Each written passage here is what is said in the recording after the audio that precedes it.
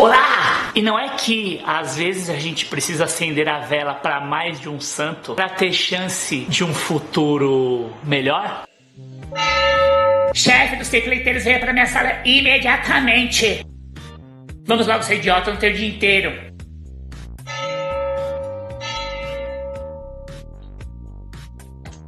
Pois não, mestre dos magos, o que o senhor quer? O Tonhão do Zap me falou que você tá usando o template pra todas as seleções da Copa do Mundo da Rússia de 2018. Depois do jogo da repescagem contra a Itália, a gente ficou tomando uma até as 5 da manhã. E aí eu peguei o template com o Divo 18, coloquei o escudo e o amarelo em cima das golas.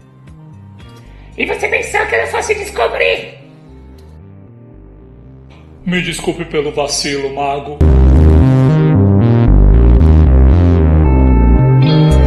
Antes de qualquer coisa, eu vou pedir pra vocês, mete o pé no like, compartilha com seus amigos, não esquece de assinar a sinetita para receber as notificações, porque a nossa meta é ousade. Vamos lá, gente, compartilha esse vídeo com o máximo de pessoas que vocês puderem. Vamos fazer esse canal bombar. Minha meta pra esse vídeo são 5.000 views, 2.500 likes. Vamos lá, me ajuda nessa porra, vamos fazer esse canal voar. E agora, nós vamos falar deles, a seleção de futebol sueca. Que homens, que nórdicos maravilhosos. Meus magos e magas, a camisa da Suécia é uma das mais cleans e estilosas desse Mundial de Futebol da Rússia 2018. Embora a seleção sueca tenha até uma certa tradição e uma respeitabilidade do mundo do futebol, nesse contexto que a Adidas está fazendo para honrar o heritage das seleções e fazer referência a títulos do passado ou a grandes esquadrões, no caso da Suécia a gente pode dizer que eles tiveram que apelar para mais de uma versão ou mais de um santo, como eu falei no começo do vídeo, para tentar meio que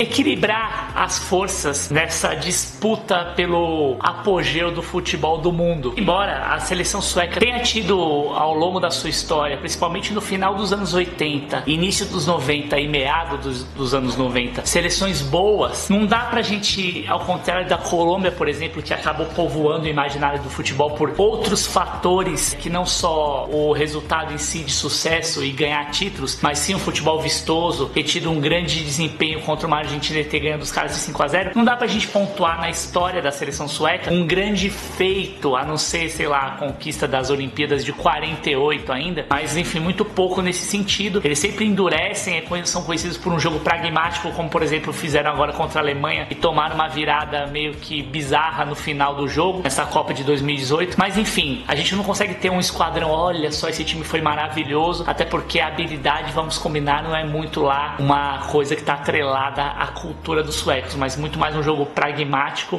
e associado à rigidez tática e à força de cumprir as funções que são determinadas. O mais perto que a seleção chegou de um triunfo glorioso foi a Copa de 58, justamente contra o Brasil, na estreia de Pelé, e na época eles eram os anfitriões do Mundial. Sempre o anfitrião tem uma boiadinha, desde os tempos imemoriais, e óbvio, o futebol naquela época, ele era um futebol bem menos, como que pode se dizer, futebol mais inocente, mais romântico. Mas aí a seleção Blackgut, como é conhecida a seleção sueca, azul e amarelo, também faturou, sei lá, um terceiro lugar na Euro de 92, a medalha olímpica de 48, como eu falei, e a seleção de 94, que enfrentou o Brasil duas vezes, deu um puta trabalho, quase que realmente ganhou do Brasil. Eram dois times que eram bem consolidados na defesa, dois times bem parrudos do ponto de vista de força de marcação. O primeiro jogo os caras saíram na frente do Brasil, vai vendo, e o Romário empatou num golaço no terceiro jogo da fase de classificação ainda, e depois nas semifinais também foi um puta sufoco, jogo duro do caralho. O Romário também salvou a pele brasileira fazendo um gol de cabeça depois do cruzamento do Jorginho, mas esses dois jogos foram bem difíceis, eu lembro até hoje, eu tinha 14 anos na época, puta, sofrimento do caralho, viu, meu, foi foda. E esses são os marcos que dá pra gente colocar da seleção sueca em todos esses tempos aí do futebol. Dentro desse conceito de invocar a heritage, a ancestralidade das seleções, a seleção sueca obviamente não poderia ficar de fora dentro do processo de criação e desenvolvimento da equipe de criativos da Adidas. E dois uniformes serviram de base base conceitual, base referencial para a criação do uniforme atual utilizado pela seleção sueca nessa Copa. Foram essa camisa aqui de 1988 a 91, ou seja, naquela época os uniformes realmente demoravam para transformarem-se ou para sofrerem alterações ou redesign, até pelo contexto de demanda de compra, pela quantidade de competições que era bem inferior e também pela questão de injeção de investimento no futebol que era muito menor. Então, consequentemente, você tinha camisas que acabavam ficando mais fortemente consolidadas dentro do inconsciente coletivo das torcidas do mundo todo de uma maneira geral, obviamente porque elas ficavam muito mais tempo povoando o imaginário da galera, uma vez que você não tinha tantas mudanças como acontece hoje em dia. A cada 6 meses você tem 3 kits de uniforme, fora agasalho, uniforme de treino, enfim, a porra toda. Você praticamente refaz uma coleção inteira dentro de um contexto mesmo de circuito até de moda, do que é a indústria de moda no mundo.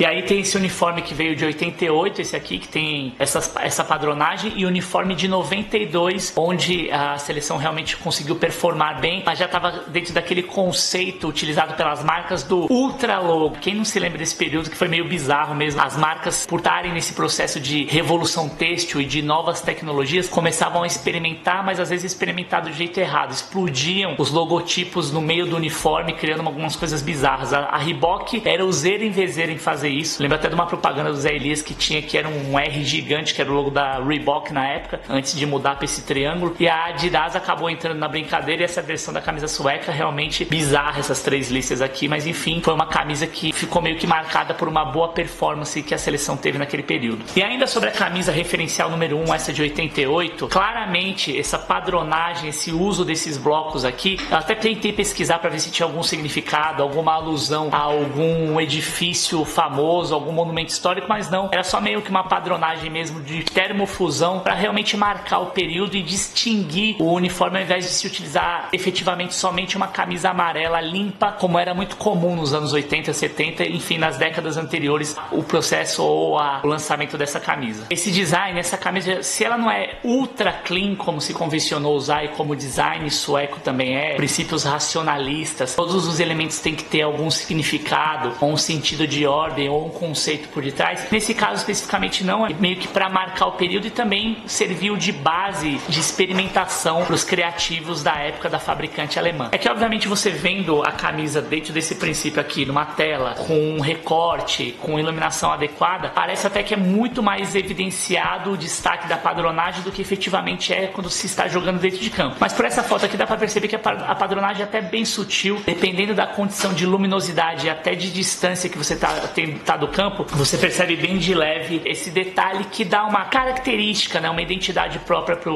uniforme, sem que com isso você também berre tanto, né, chame tanto a atenção. Mas vamos falar da camisa que está sendo utilizada atualmente. Como a base referencial era essas 2 camisas que eu mostrei para vocês, para a construção da parte gráfica, ou seja, para os detalhes de grafismo da camisa, a inspiração vem lá de 88, e até mesmo de estrutura de gola, uma modelagem um pouco mais adequada, ajustada ao corpo. Já no caso do tom de amarelo, claramente consegue perceber que a inspiração foi esse tom de amarelo mais vivo e mais claro, presente na camisa da Euro de 1992. Só que, ao contrário da versão utilizada em 88 para a construção dos grafismos, você vê que você tem uma continuidade aqui das faixas, como se fosse um bloco envolvendo a camisa e com uma linha interna, um inline, fazendo o contraste entre o fundo da camisa. Então você tem o tom do bloco mais claro e esse inline no fundo da camisa, o que gera um ritmo, uma padronagem, e tem uma ligeira semelhança do que seria um redesenho ajustado para essa padronagem contínua que está sendo utilizada atualmente. O detalhe que me chamou bastante a atenção e que deu uma nostalgia é o efeito brilhante produzido pelo esse contraste entre o fundo da camisa, o poliéster, e essa queima presente na padronagem da camisa, que dá um efeito muito similar ao que era o uso dos tecidos daquele período do começo dos anos 90, que eles tinham um brilho. O poliéster não estava tão ainda evoluído como está hoje, então invariavelmente quando você misturava com tecidos de algodão, você tinha um alto contraste e o tecido parecia brilhar. Várias camisas dos anos 90, até aqui no Brasil, tinham esse efeito mais brilhante, mais luminoso do que normalmente hoje em dia você tem. Isso é muito raro nos dias atuais, até pelo apuro tecnológico e pela qualidade dos tecidos e tramas que recebem os tingimentos atualmente.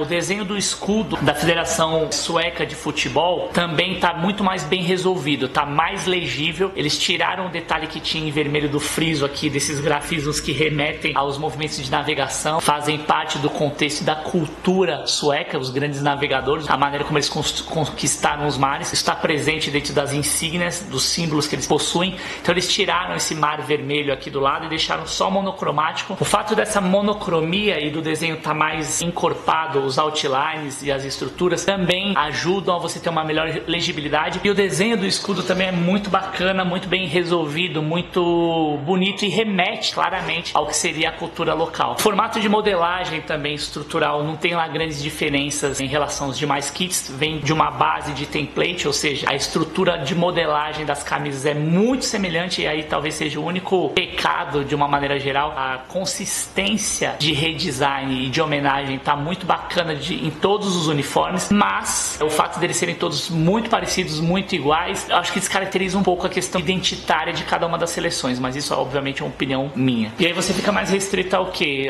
Um ou outro detalhe de acabamento de gola, mas que também acaba sendo reproduzido entre seleções, os detalhes de complemento de manga e de estrutura dos tecidos. E aqui o grande problema de design que aconteceu diz respeito à tipografia, que eu já falei várias vezes aqui, eu particularmente gosto, acho bacana, mas que tem problemas de legibilidade importantes, principalmente em algumas consoantes que se misturam com vogais, e quando você vai grafar nomes de jogadores mais ao norte da Europa, ou mesmo os russos, quando você tem algumas grafias que usam muitas consoantes, você não consegue estabelecer, às vezes, mesmo à distância e mesmo perto, a diferença entre um caractere e outro. Um problema importante de legibilidade que a fabricante acabou sendo vítima e virou meme. Alguns nomes de jogadores realmente são quase que indecifráveis dependendo do ângulo que você vê, principalmente dos suecos, os alemães, russos, times que usam caracteres e idiomas anglo-saxões. O uniforme número 2 vem na mesma toada, você realmente tem esse tom de azul. Ele tem sido o mais adorado e o mais criticado dentro dessa linha de reconstrução identitária, porque se por um lado ele é super, ultra, extremamente simples, é quase que o template original criado, feita só a aplicação do escudo, que é o nome da linha de templates que eles criaram para esse ano, que chama Condivo 18. Enfim, é o nome que se dá para toda essa tabela de templates que a Adidas criou, tá aqui, são vários, você tem as variações de cores, então só aplicaram a cor azul escura da Suécia e a aplicação dos escudos. E os grafismos aqui, que tem uma relação muito mais em alusão ao que seriam as 3 listras construídas dentro de uma base de construtivismo russo, que é a escola de design que serviu de base para todas as coleções que a Adidas fez para essa Copa. Então não tem uma relação dos grafismos de repente com algum ponto específico turístico muito importante ou algum elemento da sociedade sueca que fique evidente, até porque em termos de tradição, como eu falei no começo do vídeo, futebolística, e até por ser um país que está um pouco distante da realidade da maioria dos outros países do mundo por conta do seu alto nível de desenvolvimento, acaba ficando algo distante que você não tem tanta proximidade, e aí acho que fica um pouco difícil de você conseguir reestruturar e trazer algo que fale com todo mundo especificamente sobre aquele país de uma maneira global. Mas por outro lado a gente também tem que ser justo, como a Suécia acabou se classificando meio que em cima da pinta, não se sabia até o final se realmente eles iriam passar pela Itália, todo mundo considerou a classificação sueca uma zebra, talvez a empresa não tenha feito o investimento necessário para criar algo único e exclusivo para a seleção do país. E se por um lado esse uniforme que ficou extremamente clean, poderia ser até dos anos 80 e 90, antes das invenções gráficas, por outro ele agradou também a galera mais antiga, mais tradiça, raiz, que adora o uniforme limpo. Além dos recursos gráficos de brasão, de tipografia, dá pra gente dizer com bastante tranquilidade que é um uniforme que tá ali honesto, não vai marcar um período, mas também não tá ofendendo ninguém. E aí, curtiu esse vídeo? Então você já sabe o que fazer. Já mete o pé no like, não esquece de compartilhar com seus amigos, assina a notificação que a gente tá nessa maratona louca de Copa do Mundo. Aguarde que agora a gente vai falar sobre França, sobre Dinamarca, sobre os times que ainda faltam falar. Tem bastante seleção pra falar ainda. Eu espero até o final da Copa terminar de falar sobre todas. As principais eu vou falar, se faltar alguma vai ser uma menorzinha. É quarta-feira, design e esporte de um jeito que ninguém soube explicar pra você até hoje. Valeu!